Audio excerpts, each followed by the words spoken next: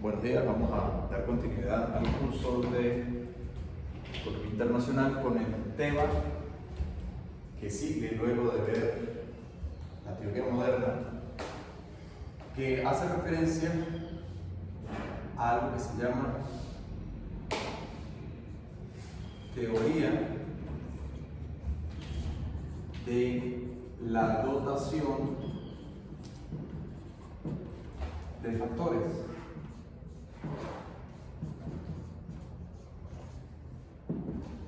¿Okay? Esta teoría lo que busca es explicar de qué forma o de dónde surgen las ventajas comparativas que ya nosotros hemos venido estudiando, que tienen como principal enfoque explicar el hecho de que los países comercien entre sí. ¿Okay? Sin embargo, nosotros, haciendo un breve recuento, habíamos estudiado que básicamente el comercio internacional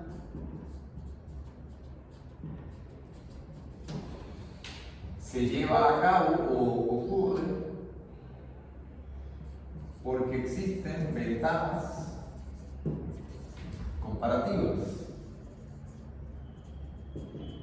Estas ventajas comparativas, a su vez, tienen una explicación, ¿okay? Que fundamentalmente son diferencias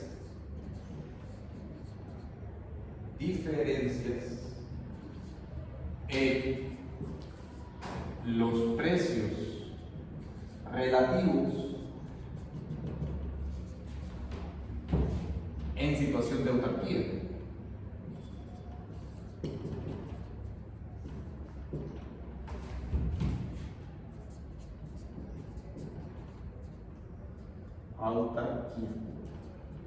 De manera tal de que lo que hemos estado viendo hasta aquí es de que básicamente hay diferencias entre los precios relativos entre un país y otro o entre países, lo que implica que estos tengan ventajas o logren sacar ventaja de, en lugar de concentrarse en la producción interna, vayan hacia la situación de comercio entre ellos. ¿De dónde surge esa ventaja de diferencias en los precios relativos? El detalle es que si nosotros hacemos un recuento, hacemos una especie de profundizamos o nos damos cuenta de la teoría que hemos venido estudiando, de qué dependen entonces a su vez esas diferencias en precios relativos. Bueno, básicamente dependen de tres cosas, ¿ok? Que se resumen principalmente en lo que es la productividad. ¿Ok? Básicamente, David Ricardo decía que la productividad de unos trabajadores y otros era distinta entre un país y otro. Y luego, a partir de allí, entonces tú vas a tener diferenciales en los precios relativos que conllevan o que dan lugar a esa ventaja comparativa. Sin embargo, ya nosotros vimos que ciertamente el comercio no solo depende de la disponibilidad de la oferta, sino que también depende por el lado de la demanda.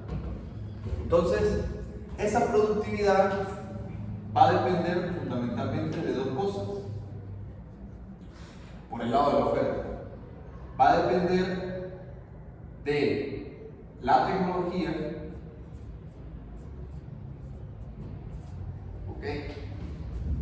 que tiene o se resume en la frontera de posibilidades de producción, la manera como se combinan los factores productivos para llevar a cabo el proceso de producción, y alternativamente la productividad depende de la dotación de factores de producción.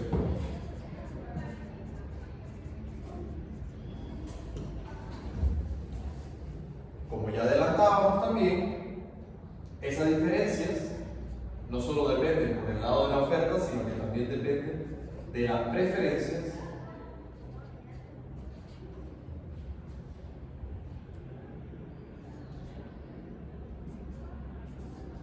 de la demanda de consumo de los bienes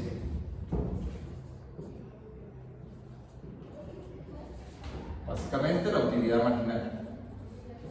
¿Ok? Ahora, esta teoría de dotación de factores lo que intenta explorar es lo siguiente. Dice, bueno, básicamente la tecnología en este punto de la teoría dice, bueno, la tecnología de alguna u otra manera asume, esto es un supuesto del modelo, que es constante. ¿Ok? Lo voy a resaltar para hacer notar que esto es un supuesto del modelo. No tiene por qué ser necesariamente así. Simplemente es un supuesto del modelo. Explicación de por qué considera que la tecnología es constante. Bueno, porque es un modelo de largo plazo. Un modelo neoclásico de largo plazo. Ese modelo de largo plazo lo que te dice o lo que argumenta es de que, oye, bueno, unos países comienzan siendo tecnológicamente más avanzados que otros, pero si el libre comercio ocurre, eventualmente esas tecnologías se desplazarán entre países de convergencia, porque hay un supuesto de libre movilidad y de libre comercio. Entonces implica que tecnológicamente unos países a largo plazo se equiparan a otros, con lo cual asume que las fronteras de posibilidades de producción son teóricamente iguales en su capacidad técnica, dada la tecnología. ¿Ok? Para poner un ejemplo, básicamente en un país agrícola comienzan arando de forma tradicional, en otro empiezan a aplicar tractores y todo lo que es la maquinaria, y eventualmente este país compra tecnología, lo que implica que de alguna manera también comienza a trabajar con la misma tecnología. ¿Ok? Evidentemente que es un supuesto discutible, pero en cualquier caso, este modelo o esta teoría lo plantea constante. ¿Ok? Y además de que plantea constante la tecnología, también plantea constante las preferencias. ¿Ok? Es otro supuesto fuerte que tiene el modelo, que tiene la teoría. Las preferencias de la demanda de consumo de los bienes, básicamente, el modelo induce de que, por lo mismo de que se trata de un modelo de largo plazo, a la larga tienen que ocurrir que las preferencias medias de los consumidores y de las industrias pues se equiparen. De nuevo, es un supuesto que puede ser debatible y discutible, evidentemente, pero si se fija constante la tecnología y si se fija constante las preferencias, que al final son las curvas de diferencia y la demanda, entonces solo nos queda una única variable, sería la dotación de factores. De allí su nombre, en que esto se llama teoría de la dotación de factores. Ahora bien, continuamos con los supuestos del modelo y básicamente la dotación de factores de producción van a ser trabajo y capital. ¿Ok? Mientras que en los modelos previos habíamos venido trabajando solo con un factor, ahora vamos a incorporar que ambos son variables. Con lo cual, la relación capital-trabajo, o trabajo, o capital por trabajador, mejor dicho, entonces tiene toda la preponderancia porque básicamente esa diferencia entre dotación de factores va a venir dada por la abundancia relativa o escasez relativa que haya de alguno de los factores dentro de la economía. Y lo que fundamentalmente dice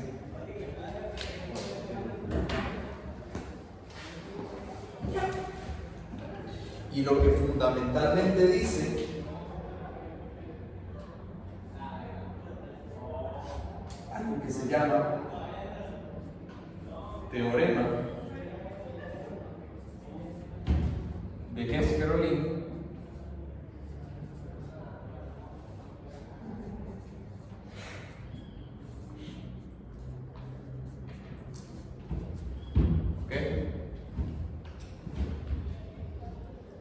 lo que fundamentalmente dice el modelo de Hess-Kerolin es lo siguiente.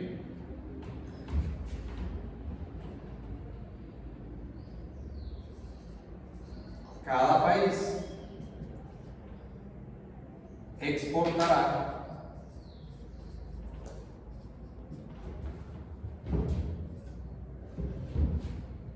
aquellos bienes de los cuales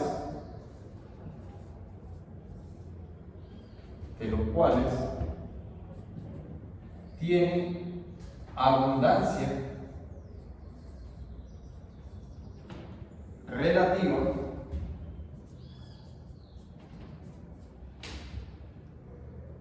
del factor productivo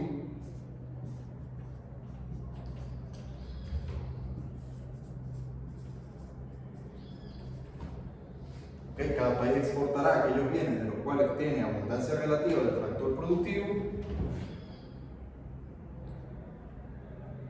que usa intensivamente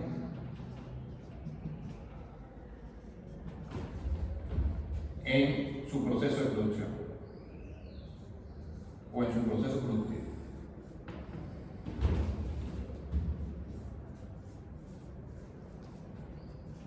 ¿Okay? Este es el teorema de Hess-Kerolin. Dicho de otra manera, la ventaja comparativa nace de que existen diferencias entre la dotación inicial o la dotación que en un momento dado hay de los factores de producción entre países. Básicamente, aquellos, y luego vamos a introducir el concepto de intensividad de uso del factor. Básicamente, aquellos bienes que son intensivos en capital implica que los países con abundancia en capital exportarán los bienes intensivos en capital. Y por lo tanto tendrán que importar los bienes intensivos en mano de obra. Y viceversa, los países que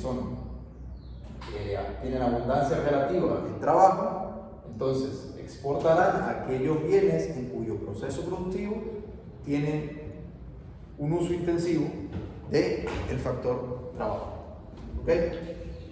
Ahora bien, aquí hay una cuestión que hay que precisar. Lo que hay que precisar es cómo se define abundancia relativa del factor. Eso es lo que hay que definir. ¿Ok? Hay dos formas de definir o de precisar la abundancia relativa del factor. Pero antes de continuar, hay supuestos que también están dentro del modelo. Se asume que hay competencia perfecta.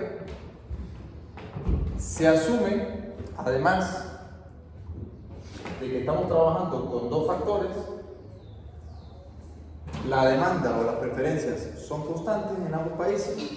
La tecnología es constante en ambos países, pero hay movilidad perfecta o sustituibilidad perfecta entre factores de producción. ¿Ok? De nuevo, este supuesto es por el hecho de que el modelo es de largo plazo. A largo plazo, el modelo asume de que las cantidades de trabajo o de capital pueden intercambiarse según evolucione la industria o según evolucione el sector de la economía al que haga referencia. ¿Okay? Teniendo en cuenta los supuestos, entonces pasemos a definir lo que tiene que ver con la abundancia relativa del factor. Esa abundancia relativa del factor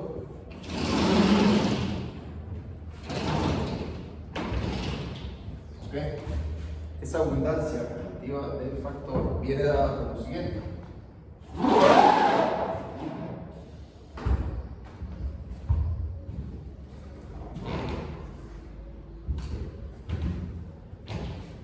Profe, una pregunta entre paréntesis ahí, ¿cuáles son las palabras? O sea, las letras. ¿Cuál? En consumo de agua. Utilidad marginal. La utilidad marginal de los fenómenos. Abundancia.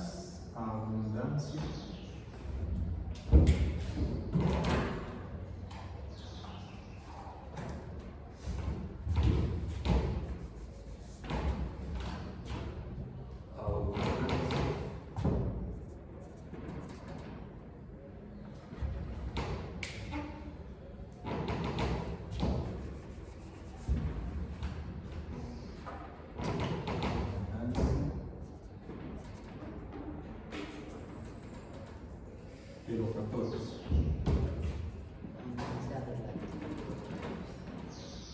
Hay dos formas de verlo.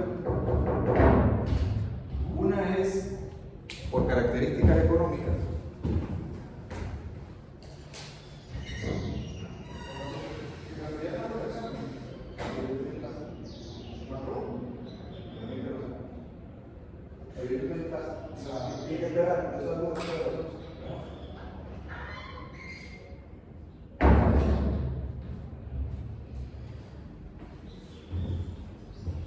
Abundancia de los factores.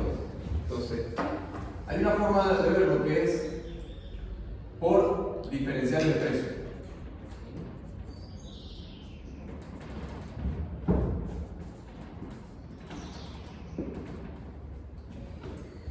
Esto lo podemos resumir de la siguiente manera. Si el salario sobre la renta del capital es menor la razón de los costos relativos de producción, digamos, en un país A referente a un país B, entonces lo que estaremos diciendo es que el país A tiene una abundancia relativa en trabajo y el país B tendrá entonces una abundancia relativa de capital. ¿Okay? Por diferenciales de precios. Aquel país donde los salarios son más bajos implica entonces que hay una abundancia de la oferta disponible de la cantidad de trabajo. Y al revés, es válido también. Aquel país donde la renta del capital es más baja, entonces implica que ese país tendrá una abundancia relativa en el bien de capital. La segunda manera de verlo es de que por cantidad de física, dotaciones físicas.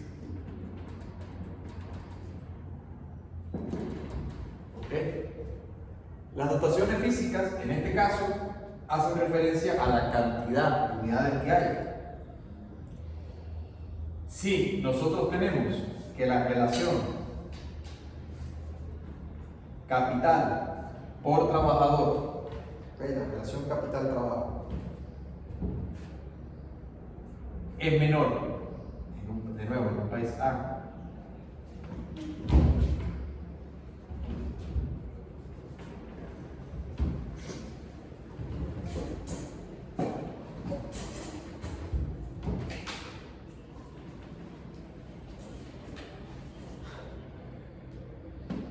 la relación capital por trabajador de un país A es menor que la relación de capital-trabajo de un país B, lo que implica entonces es que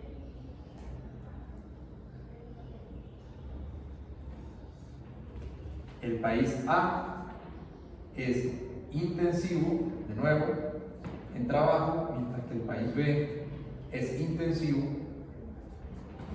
en capital. Sin embargo, esto no es trivial, digamos. La relación capital-trabajo es una medida de productividad, lo que implica que en el país A la productividad marginal del trabajo es menor, el país A es menor que la productividad marginal del trabajo en el país B. Y, por otra parte, la productividad marginal del capital en el país B es menor que la productividad marginal del capital en el país A. ¿Ok?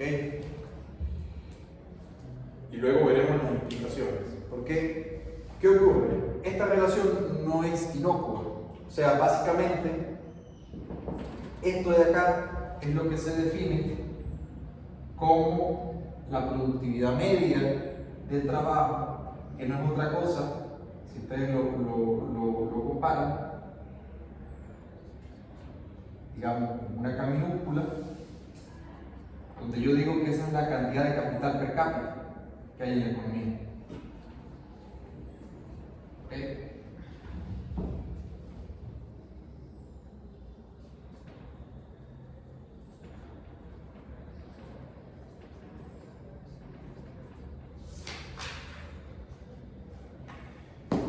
Es decir, yo puedo resumir esto como la razón capital per cápita, minúsculas, K minúsculas.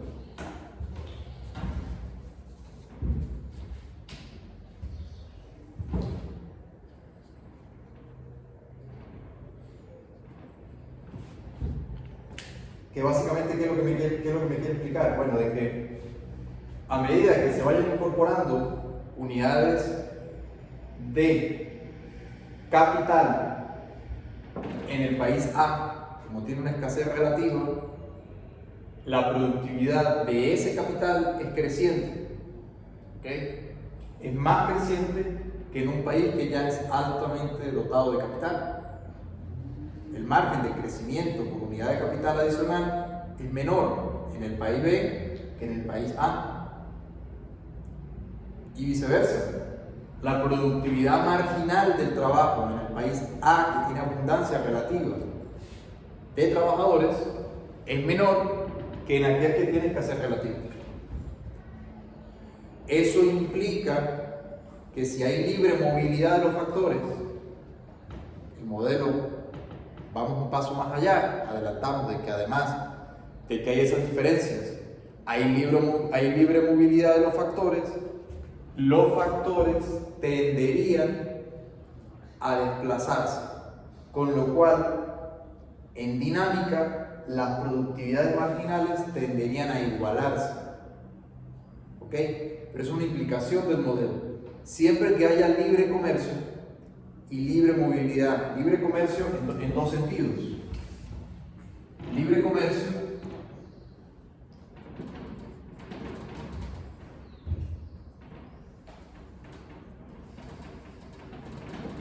en dos sentidos. En el sentido de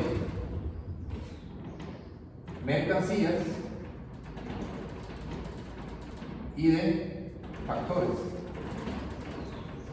¿Ok? O sea, básicamente, que el libre comercio no solamente se ve en los bienes producidos, bienes finales de producción o servicios, sino que también haya libre movilidad de trabajadores o de capital. En la práctica, ¿eso qué sería? En la práctica eso sería que si, por ejemplo, el Mercosur se pone de acuerdo y baja completamente los aranceles y baja completamente las restricciones migratorias, no tendría ningún problema un trabajador chileno en venir a trabajar en Venezuela, o un trabajador venezolano en ir a trabajar en Bolivia, o una maquinaria que se está usando en Brasil, llevarla a Colombia, o una maquinaria que se está usando en Colombia, llevarla a Perú. Ahorita lo que hizo Argentina, Brasil y algunos de los sectores eso fue la libre comercio con Europa, ¿no? Con algunos países de Europa. Sí, algunos países. Entonces, siempre que haya libre movilidad de factores, además de la libre movilidad de mercancías, estas productividades tenderían a largo plazo a igualarse, fundamentalmente porque la productividad marginal es distinta en el principio, porque hay una diferencia de las dotaciones factoriales, pero eso implicaría que irían a buscar mayor rentabilidad en aquel sector o en aquella economía de aquel sector que tiene escasez relativa, o sea, más demanda. ¿Okay?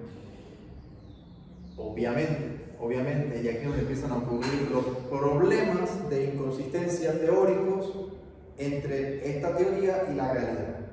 Porque básicamente este supuesto de libre comercio está en entredicho en la realidad. Todos sabemos que en la mayoría de regiones del mundo hay limitaciones a la migración. Y adicionalmente a eso, sabemos también que hay limitaciones a la importación y exportación de capital o maquinarias. Entonces, digamos, obviamente todo lo que no sea libre comercio va a hacer que estas diferencias persistan. ¿Ok? Es interesante, claro, uno se puede hacer el cuestionamiento. ¿Por qué hay diferenciales de renta y a su vez de PIB per cápita entre países? Una de las explicaciones es que hay ausencia de libre comercio total, sino lo que hay en realidad es comercio parcial. No hay una total liberación de la actividad comercial. Fíjense ustedes que la experiencia más cercana a un proceso de libre comercio fue la Unión Europea. La Comunidad Europea, digamos, es la experiencia más cercana a eso, y ciertamente en algunos momentos de la historia reciente, las productividades, si bien no se han igualado, sí han reducido bastante la productividad factorial entre los países de la Unión Europea. ¿Okay? Si bien esta diferencia no ha desaparecido completamente, sí ha ocurrido o se han acercado, digamos, de forma bastante más casi próxima. Ahí. Sí, porque básicamente un trabajador de cualquier país de la Unión Europea puede trasladarse a otro país de la propia Unión sin mayores restricciones que las que demanda el mercado en su sector. Básicamente, un ingeniero en un sector que esté pagando más en Alemania viaja de España y se va a trabajar a Alemania. ¿Okay? Bueno, digamos que esto es importante verlo porque luego vamos a ver las implicaciones del modelo, y sobre esas implicaciones del modelo nosotros podemos identificar, y lo vamos a ver ahorita en un momento, que básicamente hay cosas allí que no se cumplen. Pero lo que yo les quiero explicar ya desde ahorita es que no se cumplen porque hay ausencia de libre comercio total. ¿Okay? Como hay ausencia de libre comercio total, entonces esas restricciones o esas fricciones del mercado implican que el supuesto de competencia perfecta no se cumple. ¿Okay?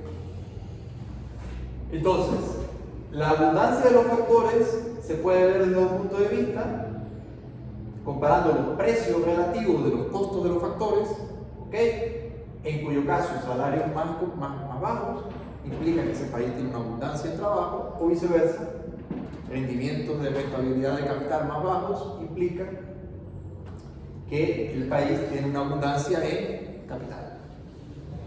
Por otro lado, también se puede ver desde el punto de vista de que las dotaciones físicas, o sea, en unidades, ya no por su precio, sino por las unidades que hay, eso nos lleva a la relación capital por trabajador o capital per cápita. ¿Okay? Es una forma de verlo resumidamente. Sin embargo, aquí también es interesante observar el hecho de que esta relación no es fija en el tiempo, porque fundamentalmente aquellos países que tienen más predisposición o tienen mejor aproximación al libre comercio, de nuevo, tienen una posibilidad de mayor crecimiento de su economía. Es decir, el comercio internacional se convierte en un motor de la economía. Ejemplos de esto: básicamente muchas economías pequeñas que son más abiertas al resto del mundo que economías más grandes. Uno puede, digamos, ver de esto básicamente en muchos países del sudeste asiático, Filipinas, Singapur, Tailandia, Hong Kong, Corea del Sur, países que se han abierto al comercio internacional mucho más que otros países y han tenido como motor de su crecimiento económico el comercio internacional. No lo que está haciendo Argentina. Es lo que Argentina está intentando ahora. Fundamentalmente América Latina, a partir, y eso lo vamos a ver luego en clases posteriores, pero para introducir la idea, básicamente América Latina durante buena parte del siglo XX y lo que va del siglo XXI se ha apegado a unas tesis económicas que tienen como fundamento la sustitución de importaciones. Eso implica en la práctica que las economías de América Latina, no todas, pero la mayoría, han sido muy cerradas. Digamos, la mayor, o el país que tiene la bandera en esto es Brasil. Brasil es una economía que en promedio, eso fue un estudio que yo hice en mi tesis de maestría, yo determiné o me di cuenta de que Brasil es el país de una muestra de 52 o 48 países. En el periodo de 1960 hasta 2015 es el país que en promedio por año tiene el índice de apertura económica más bajo. Pero no está solo. A Brasil lo acompaña Argentina, lo acompaña Perú, lo acompaña un poco menos, pero lo acompaña Venezuela. Uruguay y Chile lo acompañan menos, porque Uruguay y Chile se han abierto más al comercio internacional. Panamá es otro claro ejemplo, obviamente. Panamá es un país que vive del comercio internacional. Si Panamá se cerrara al comercio internacional, su PIB per cápita se va para el piso.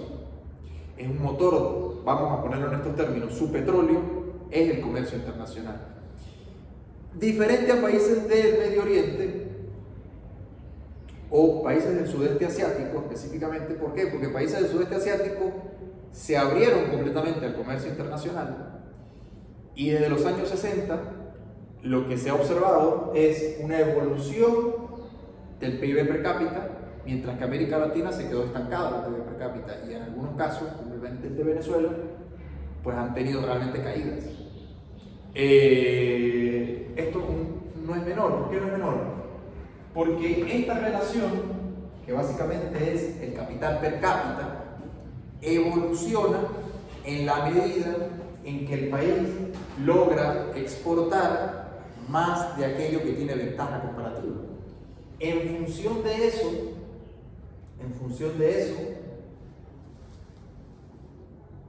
quiero que entiendan lo que les quiero decir.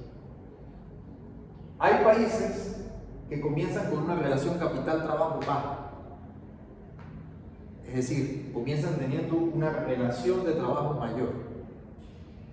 Sin embargo, a medida que se apegan al libre comercio y empiezan a exportar y exportar aquello en lo que tiene ventaja e importar aquello en lo que no tienen ventaja, o sea, no se cierran el comercio. Eventualmente, como la productividad marginal del capital es mayor en ese país, el capital empieza a viajar hacia ese país. Supónganse ustedes aquí Singapur, supónganse ustedes aquí Corea del Sur, no Corea del Norte. Corea del Norte es lo contrario. Corea del Norte es un país que se cerró completamente al libre comercio y es una economía que ha quedado atrasada. Y por supuesto las condiciones de vida de su población atrasadas. Y Corea del Sur, en los años 60, estaba aquí, por así decirlo. Sí, de hecho creo que era más pobre que algunos países de África. Sí, sí, por supuesto. Finalizando los 50, era un país pobre, Corea del Sur. Era un país que, además de que las condiciones iniciales no eran muy favorables, acababa de pasar por una guerra con su vecino inmediato. Pero tomó decisiones de política económica y fundamentalmente de modelo económico distintos. En cuestión, la relación capital-trabajo en aquella Corea, en la de los años 60, comienzo de los años 60, bueno, ustedes podrán imaginarse, yo se lo voy a traer, yo tengo esos gráficos, ustedes podrán imaginarse que de un lado de la curva, digamos, ustedes tienen por aquí el tiempo, por aquí la apertura. Y digamos que ustedes tienen una línea que divide. Bueno, en realidad el tiempo no, digamos la productividad. Y digamos por aquí está Brasil, por aquí está, por aquí están los países de América Latina. Pues ya ustedes se pueden imaginar lo que está por aquí, ¿verdad? Los del sudeste asiático. Y algunos países europeos también, Dinamarca, Noruega, exacto. Inglaterra también, ¿no? No, porque Inglaterra y los países grandes están más aquí en la mente. Una pregunta. Estados Unidos. ¿Qué le pasó a Inglaterra, o sea, de pasar de ser el dominante en los siglos anteriores a quedar como en un segundo plazo hoy en día? ¿Que Inglaterra? Porque eso tiene que ver mucho también con la parte de la economía monetaria. Antes de la Primera y la Segunda Guerra Mundial, Inglaterra tenía un dominio comercial bastante importante. O sea, Inglaterra era un país... La revolución industrial. Sí, Inglaterra era un país que se apegaba al libre comercio. La realidad es que luego de que ocurren las dos guerras, Estados Unidos los ayuda a ganar la guerra. La guerra la gana Inglaterra, pero la gana con ayuda de Estados Unidos. Y básicamente, cuando se toman las decisiones de la política monetaria exterior en Bretton Woods, las condiciones las impuso Estados Unidos.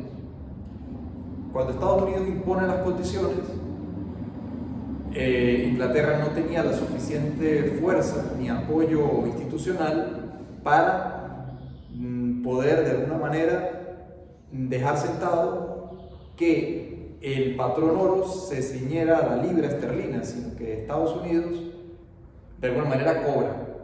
O sea, yo te ayudé, invertimos recursos, invertimos una cantidad de cosas en esta guerra que no era nuestra y ahora vamos a cobrar. ¿Y cómo cobran? Bueno, cuando se sientan a tomar decisiones, establecen que el patrón oro se iba a fijar con respecto al dólar. Eso de una vez delimitó o dejó por sentado que el dólar pasaba a ser la moneda de intercambio y uso internacional. ¿Ok? Luego, por otra parte, tenía la implicación de que todas las reservas de oro debían resguardarse en los bancos de la Reserva Federal. A partir de allí, Estados Unidos impone una hegemonía monetaria que fundamentalmente le permite, y eso lo vamos a ver más posteriormente, les permite tener una posibilidad o un poder real en el mercado que Inglaterra perdió, básicamente. Lógicamente que Inglaterra fue un país que continuó teniendo un sector financiero fuerte y continúa, de hecho, siendo un país con una economía sólida, pero ya no tan influyente como lo de la de los Estados Unidos. Sin embargo, evidentemente Inglaterra pues, es un país desarrollado con un PIB per cápita no de los más altos del mundo, pero sí está en el segmento alto. Pues. Todos esos países, Estados Unidos, Inglaterra, digamos, se encuentran un poco más aquí por la media, ¿no? Porque hay países, como el caso de Estados Unidos, que han tenido periodos más abiertos al libre comercio y otros periodos menos abiertos al libre comercio. Y así. En el caso de Inglaterra, un poco más de lo mismo. Inglaterra, después de las dos guerras mundiales, comenzó una fuerte participación del Estado en la economía, contraria a la que tenía antes, fundamentalmente basado en las políticas keynesianas. El Partido de los Laboristas, Reino Unido, llevó a cabo esas políticas desde finales de los 40 hasta finales de los 70, principios de los 80. Durante eso, aproximadamente 30, 40 años de política keynesiana, digamos que Inglaterra tuvo una caída de las libertades económicas. Y esa caída de las libertades económicas vino acompañado de un deterioro de la productividad marginal del trabajo. Básicamente porque no había tanto libre comercio como antes, o libertades económicas como antes.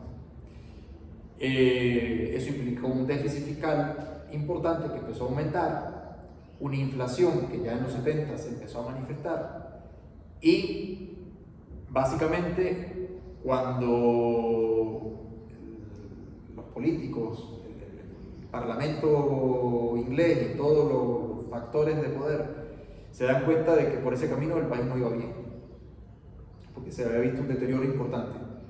Bueno, ustedes, si han visto historia económica, deben recordar que justamente entonces la señora Margaret Thatcher en los años 80 impone una nueva doctrina a partir de una política que fue lo que se llamó Reagan-Thatcher.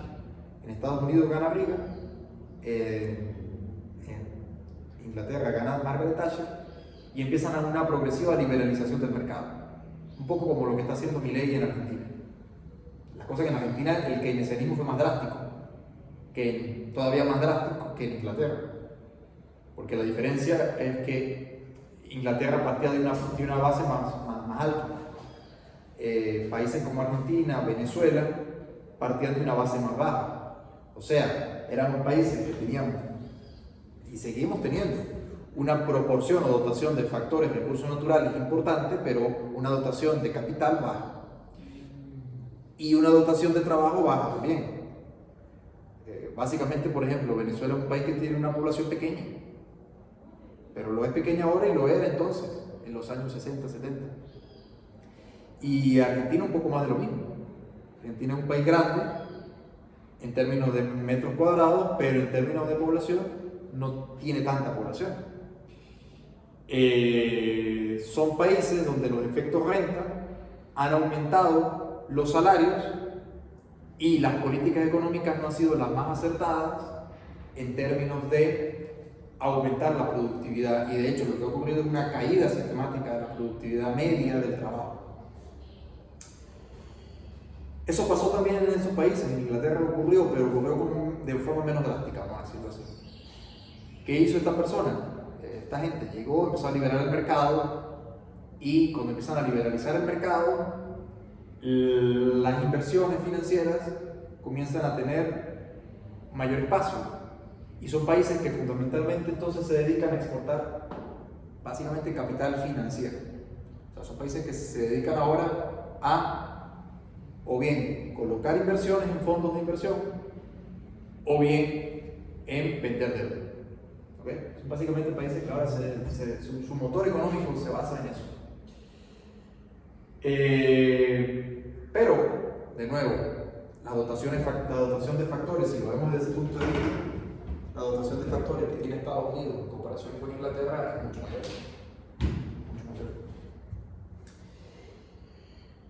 Bien, teniendo esto en cuenta, ¿alguna otra pregunta? Hasta aquí. Entonces, lo que tenemos que tener en cuenta y claro es que esta relación de capital trabajo no es fija en el tiempo, porque fundamentalmente lo que me dice es la productividad. Si cada trabajador se le incorpora un mayor número de maquinaria útil en el proceso de producción, este trabajador su productividad aumenta. Es lo que ha hecho básicamente países asiáticos. El mayor ejemplo es China. China básicamente, al igual que Corea del Sur. Corea del Sur en los finales de los 50, China en los 80. Comenzaron con una alta proporción de mano de obra, mucho mayor en relación al capital del que disponían, pero en la medida que empezaron a abrirse al libre comercio, China se dio cuenta que tenía que abrirse al libre comercio. Empieza a importar aquel capital que necesitaba. Evidentemente que en el proceso ocurre esta convergencia tecnológica. Claro, digamos, aquí donde yo, mi tesis estudiaba era esta, es decir, estos capitales tienen tecnología incorporada. En la medida que los países más avanzados se los venden a los países menos avanzados, los países menos avanzados pueden empezar a replicar aquel capital. O sea, a través de mecanismos de ingeniería reversa, por ejemplo, o ingeniería inversa, u otros mecanismos, imitación. ¿Qué es lo que hace China? Que es lo que hace China y es lo que hacen otros países también, India. Fundamentalmente, esa capital que viene a través de la apertura permite que en el tiempo pueda desarrollarse algo interno de esa tecnología. Ojo, no necesariamente implica que tiene por qué ser así, pero puede ser así. Y si puede ser así, si el país tiene las condiciones, desarrollando obviamente el capital humano, para ello, evidentemente necesitas tener gente preparada para poder copiar, porque básicamente un país europeo, un país Norteamérica, etcétera, te exporta la máquina. Y bueno, échale cabeza como le hicieron, deconstrúyelo, copia el modelo, copia el diseño, cuáles son los materiales que se usaron, y bueno, obviamente, en la medida, en el tiempo, este capital puede empezar a desarrollarse al interno. Pero en cualquier caso, bien sea que lo imite o no, ese aumento de capital implica un aumento en la productividad, en el tiempo de ese país. ¿Ok? Lo que tendería o lo que debería tender a la convergencia. A la convergencia. Bien. Ahora, teniendo que la diferencia relativa que hay de los factores va a dar lugar a o explica el comercio, nosotros tenderíamos entonces a tener un modelo como este.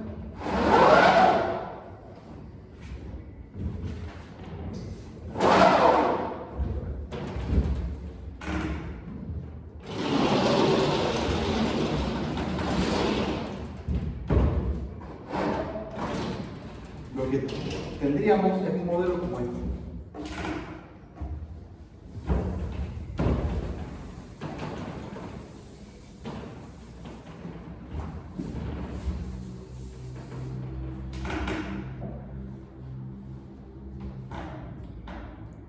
Ese efecto es una externalidad, porque al final viene siendo una externalidad del mercado. O sea, un país le vende al otro no con la idea de que le copien, pero le pueden copiar.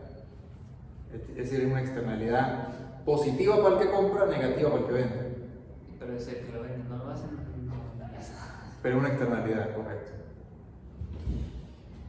Lógicamente, si el que lo hace no lo vende, pues evidentemente esa es su economía es vender bienes de capital. Entonces, digamos lo que tendríamos es un modelo como este, donde ahora nosotros vamos a tener un modelo de Hesker,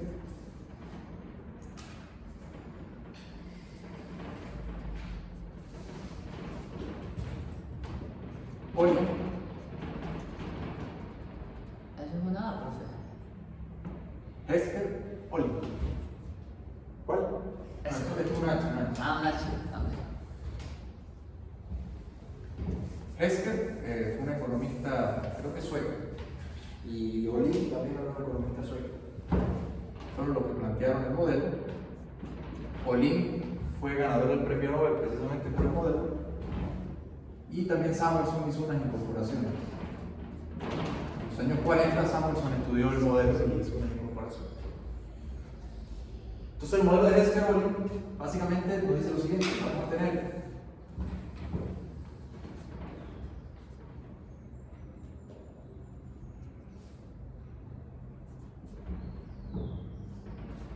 en los ejes vamos a tener los factores de producción. Nosotros vamos a tener, digamos,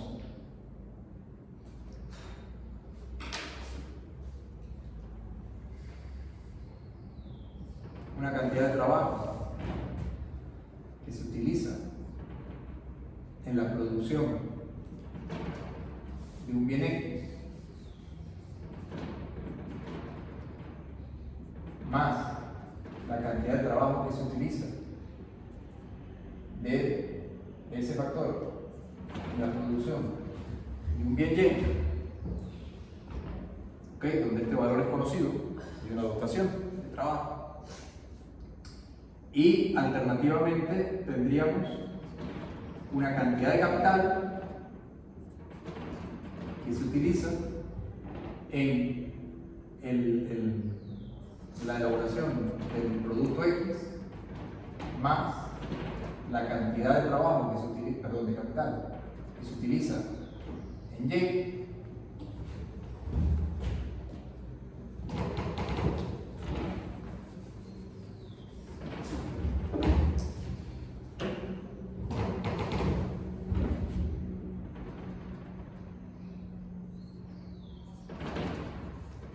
Donde las dotaciones de L y K son conocidas. ¿Ok? Y fundamentalmente lo que venimos diciendo allá, para lo que vamos a tener es que en un país es mayor la cantidad de trabajo, en otro país es mayor la cantidad de capital. Eso implica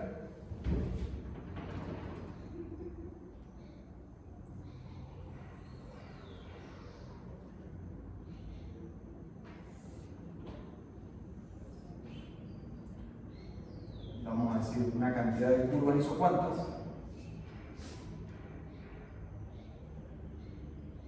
digamos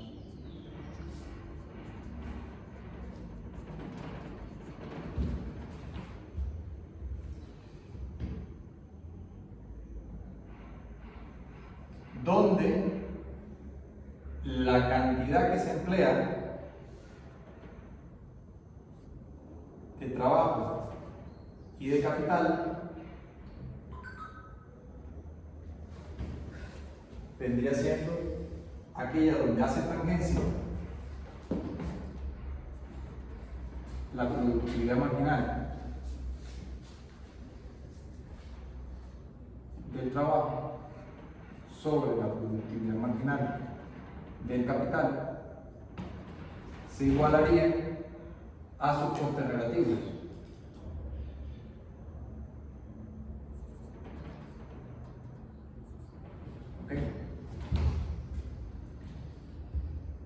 Que sería la función isocuantas y la función isocostos.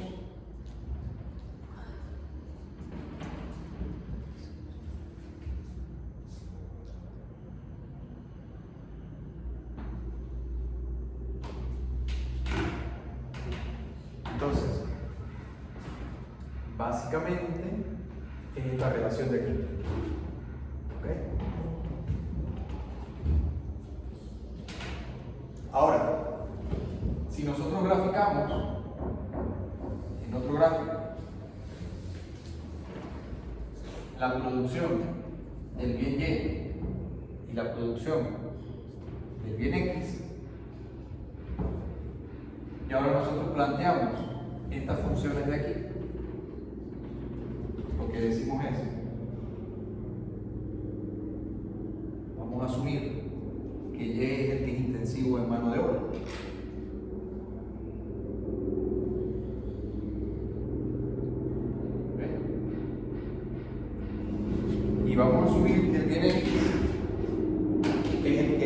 intensivo.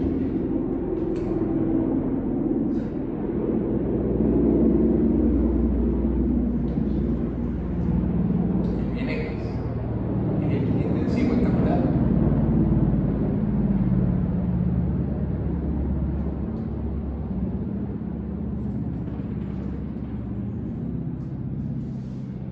Lo que quiero decir es que el capital viene representado en color rojo.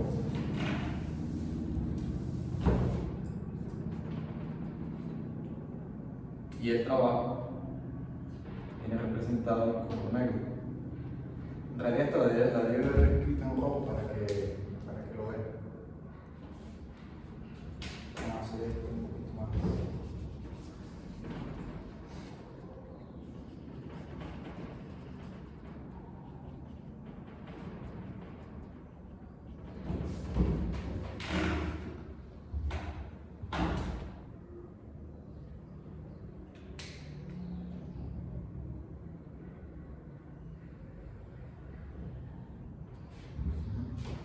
Entonces, en la producción del bien Y y del bien X, inicialmente el país que estoy representando en color negro tiene una ventaja relativa porque dispone de mayor cantidad de trabajo y por lo tanto tiene una ventaja relativa en producir unidades del bien Y. Alternativamente, el país B tiene una abundancia en cantidad de capital. Esa abundancia en la cantidad de capital implica que aquel bien que es intensivo en el uso de capital tendrá la posibilidad de producir más unidades de ese bien. Ahora, la cuestión es de que el punto donde se intersectan ambas curvas representan esta área de aquí, esta área truncada, representa la frontera de posibilidades de producción en condiciones de perfecta sustitución de factores. Fundamentalmente porque si nosotros decimos o hacemos referencia de que esto es para el país A, nosotros lo que estamos diciendo es que un punto como este no lo puede alcanzar. ¿Por qué no lo puede alcanzar? Porque tiene suficiente capital, pero no suficientes trabajadores para, digamos, estar en un punto como este. O alternativamente, si quisiera producir en un punto como este, tiene suficientes trabajadores, pero no dispone de suficientes máquinas para producir en este punto. Luego, por tanto, el país A, ¿verdad? En las dos industrias, en la industria del bien Y y en la industria del bien X, como máximo puede producir dentro de este área que es la frontera de posibilidades de producción. ¿Eso qué quiere decir? De que como el costo relativo, fíjense ustedes, de la pendiente en el caso de la producción del bien Y implica que la relación,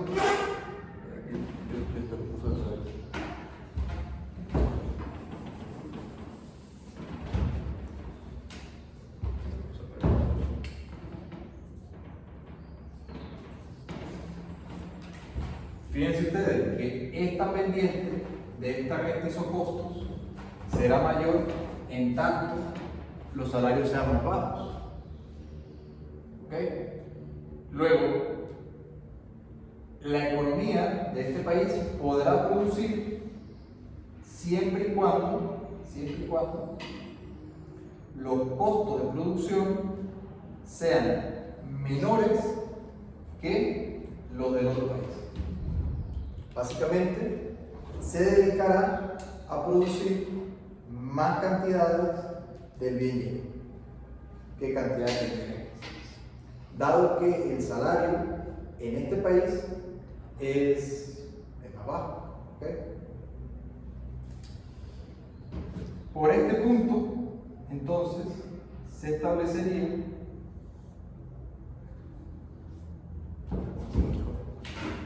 en ese punto se establecería o coincidiría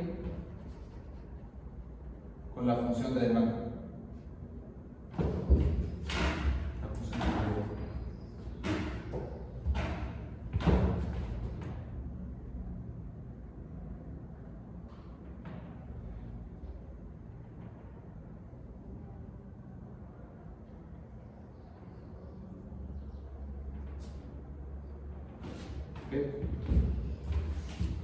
Ahora, ¿qué ocurriría si se desplaza, por ejemplo, alguna de las dos rectas?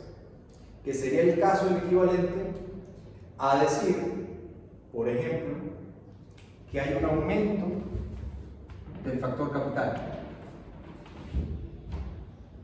¿Ok? ¿Cuál sería la lógica en ese caso? Sería un desplazamiento. Vamos a hacerlo más paralelo.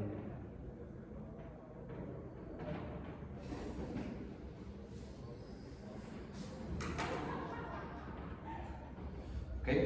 Sería un desplazamiento de la cantidad de capital que dispone,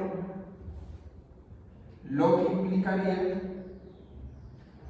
un nuevo punto en donde las cantidades producidas de Y se incrementan.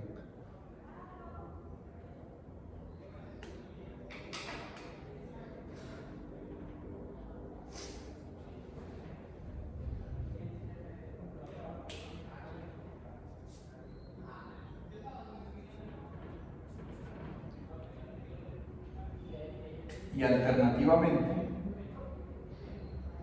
las cantidades producidas de X disminuyen.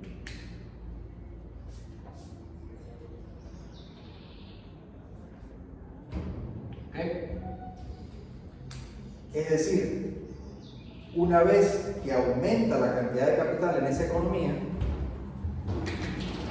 que sería el caso donde esta relación aumenta, si aumenta esta relación, básicamente lo que estamos diciendo es que la productividad marginal del trabajo se incrementa. Y como se incrementa la productividad marginal del trabajo, entonces sus trabajadores son más productivos, lo que permite que el sector que es intensivo en producción, intensivo en mano de obra, mejore su producción. Alternativamente, dejando de producir aquellos bienes que son intensivos en capital. Otro supuesto importante del modelo es que el teorema de Hess-Querolin ocurre siempre que la especialización sea parcial y no total.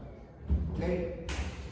Es decir, el país se va especializando progresivamente en aquello donde tiene mayor dotación y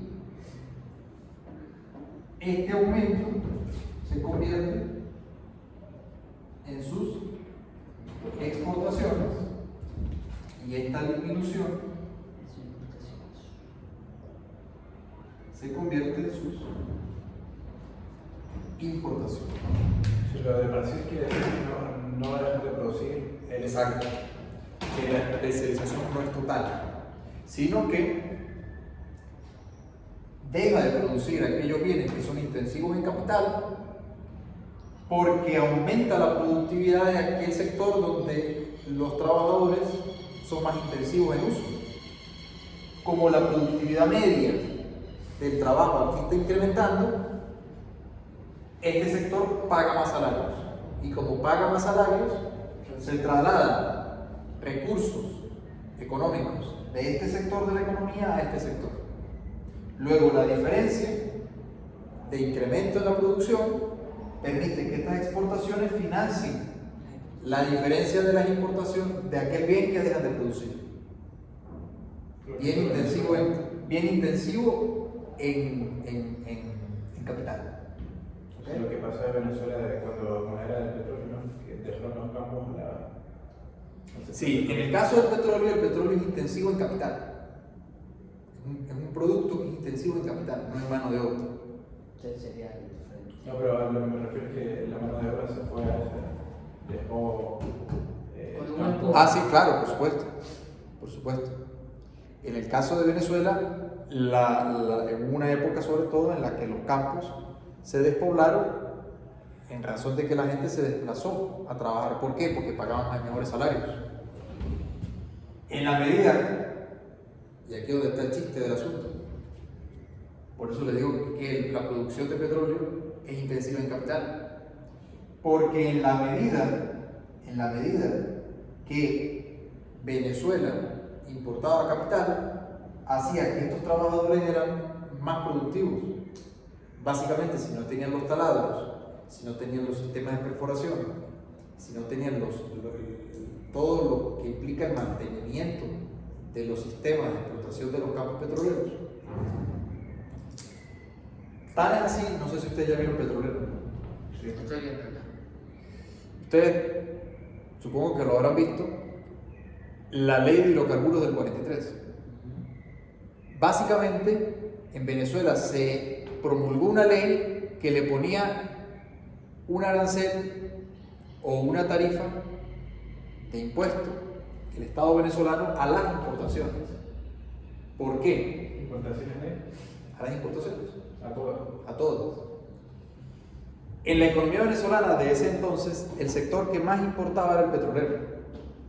Desde el más mínimo tornillo hasta el más sofisticado de los taladros, Venezuela no los producía en la época.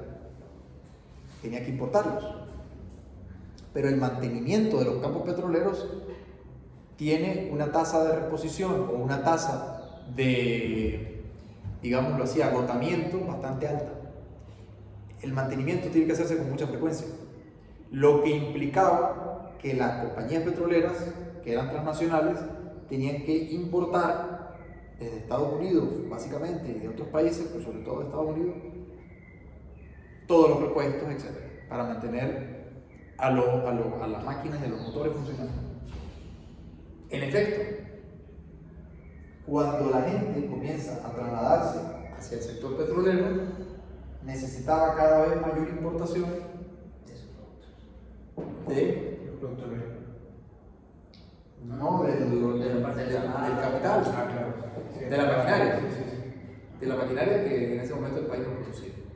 ¿Okay? Porque recordemos que si decimos que ya es petróleo, el petróleo es un recurso natural. ¿Okay? Es un recurso natural. Donde básicamente nosotros tendríamos que la demanda iría por acá.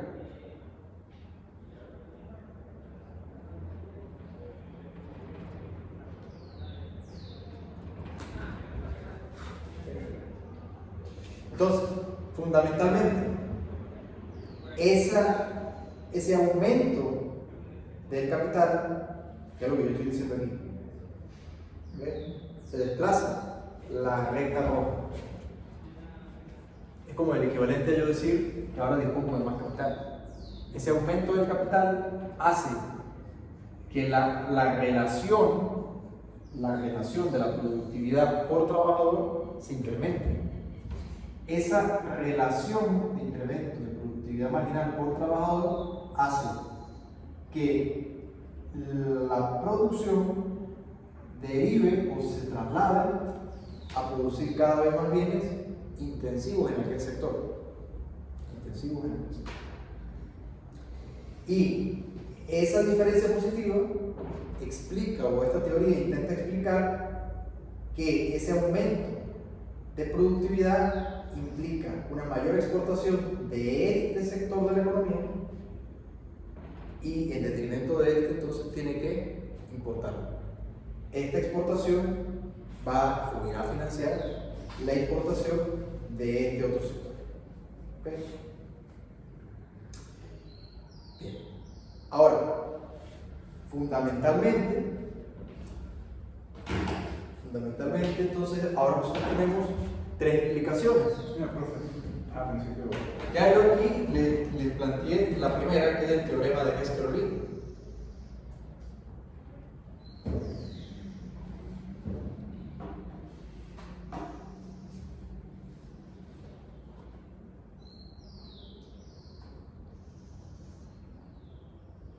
¿Ok?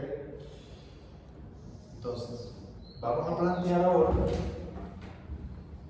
Vamos a poner por acá.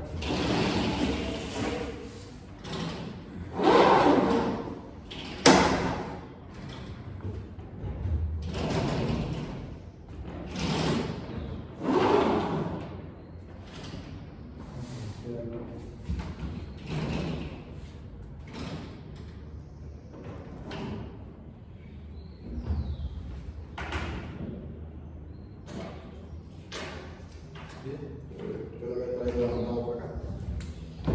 Entonces, implicaciones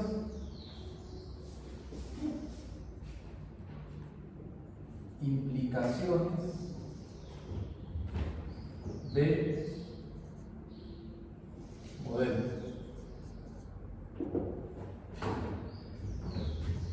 El primero es algo que se llama efecto Stolper-Samuelson.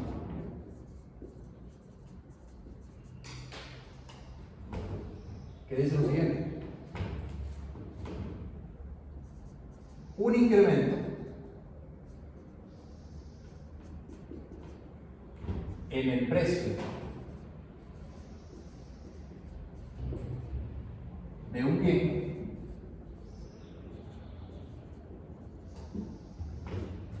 hace que aumente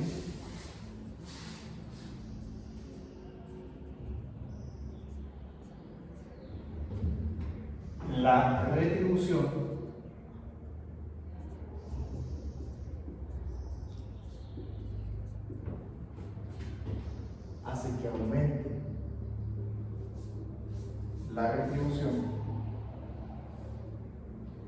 del factor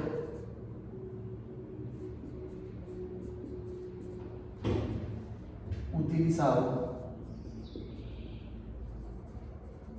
intensivamente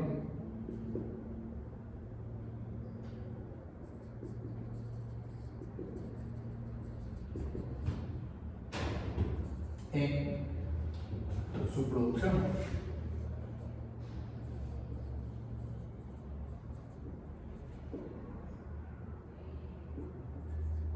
Y que se reduzca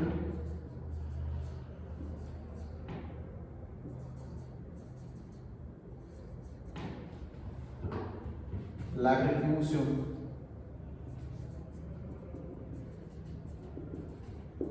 del otro factor.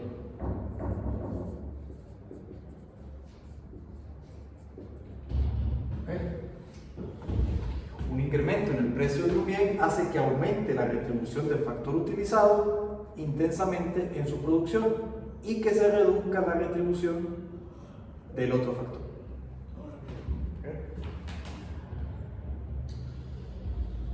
Luego tenemos el efecto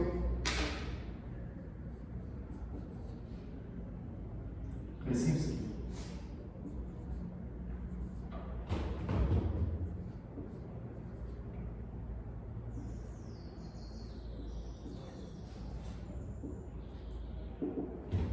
Que dice que un incremento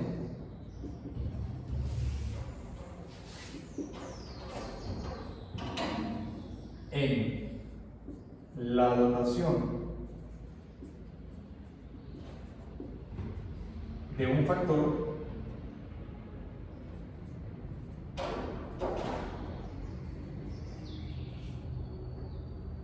incrementa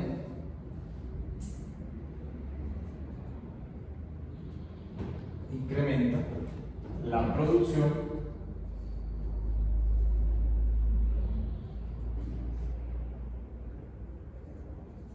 del bien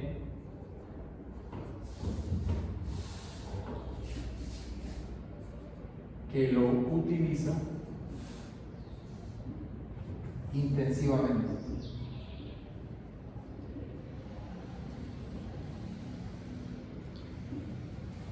Y reduce la producción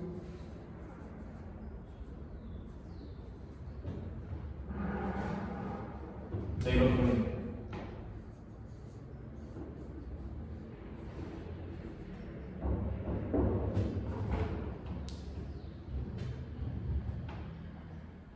y finalmente, lo que habíamos dicho al principio, el teorema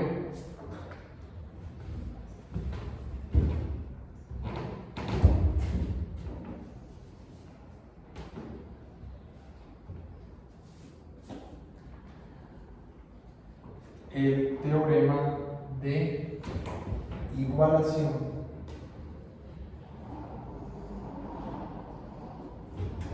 de los precios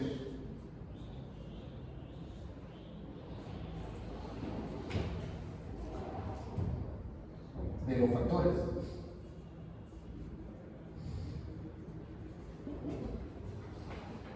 El comercio internacional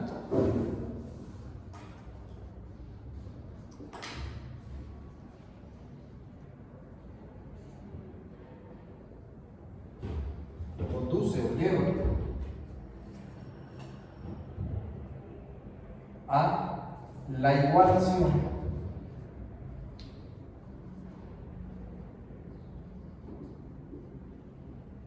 de los precios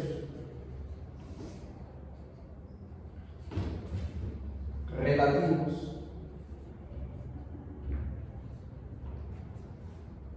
de los factores productivos o de los factores de producción.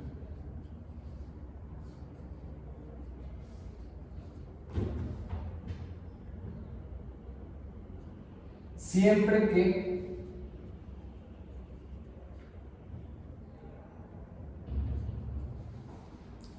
se igualen,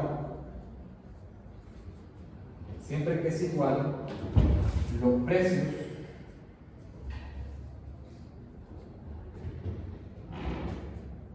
de los bienes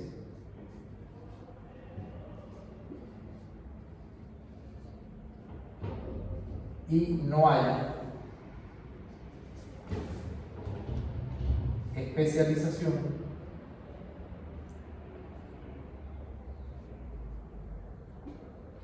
completa.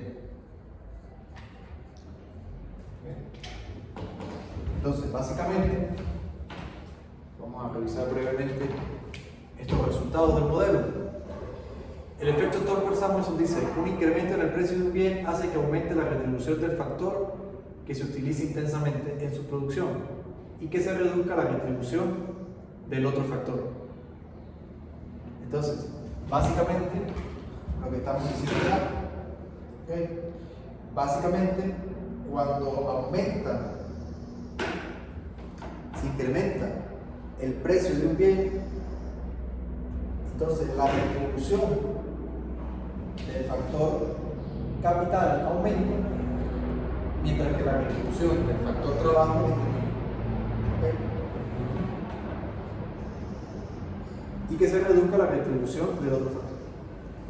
El efecto Resinsky dice: un incremento en la dotación de un factor incrementa la producción del bien que utiliza intensamente y reduce la producción del otro bien.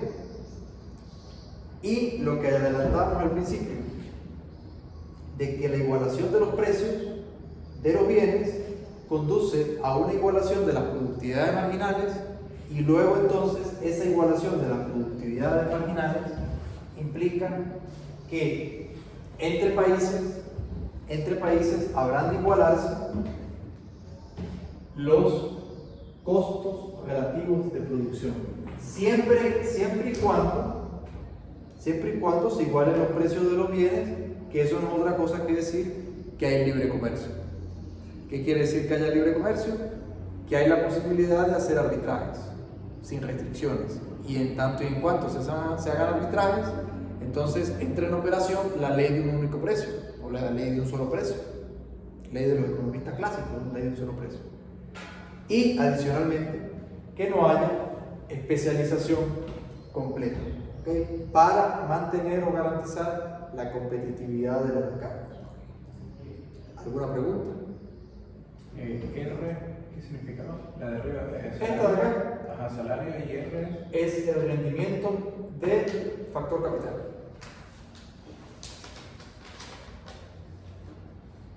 El rendimiento del factor capital.